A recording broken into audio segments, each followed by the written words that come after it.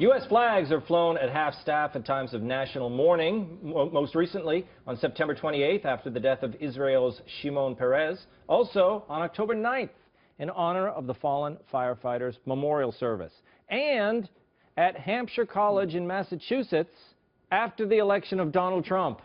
It was, according to the College Board, both to acknowledge the grief and pain experienced by so many and to enable the full complexity of voices and experiences to be heard.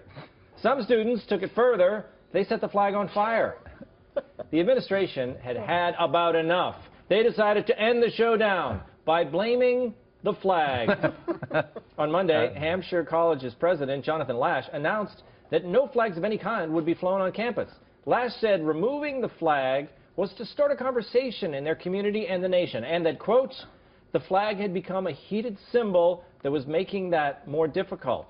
We felt that if we could stop arguing about the symbol, we could get to the underlying issues.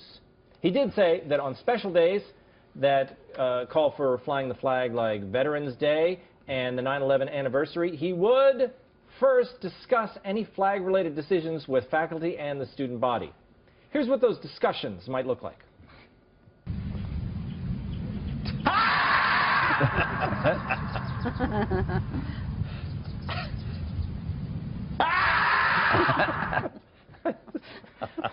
I love that video. I never noticed how apocalyptic the background looked on that. I know. He has a reason to be screaming, right?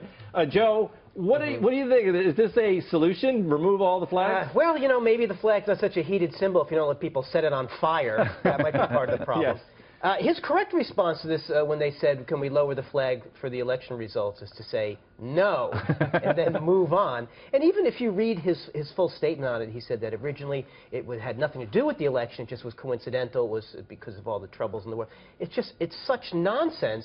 And, you know, there was a time when you thought a dean saying, drunk, fat, and stupid is no way to go through life. I wish we could go back to that. That's right. Because I don't know if they're drunk and fat, but they're definitely stupid. Yes. So when they graduate from this college, when they have no skills in crushing student debt, at least they can look back and say, well, you know, we certainly showed that flag. That is so. You come from the Animal House generation, John. Yes. I mean, what happened to college is a time when people, I mean, what's happening? It's become just infantilized. It's unbelievable, these administrators who cannot, you know, do something as simple as say no.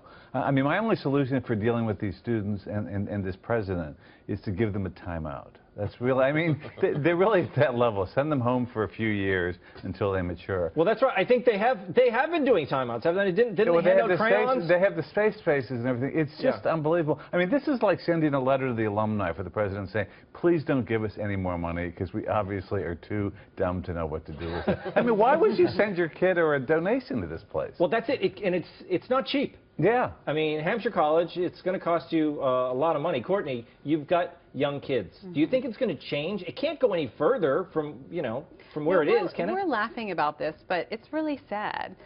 If you have a problem with our country, you are free to leave.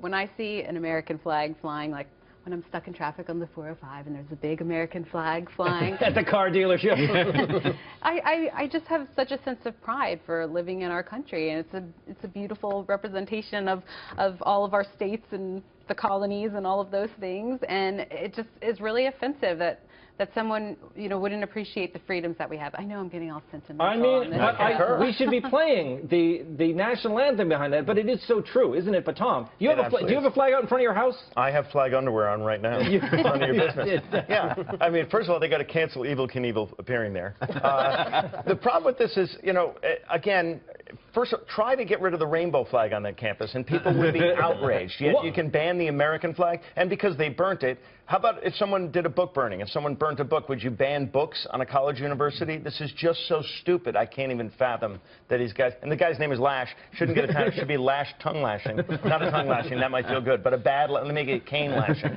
Yes. Good point. Yeah. If they burn a book, they're not going to blame the book, right? No. If they burn the flag, they blame the flag. Okay, coming up,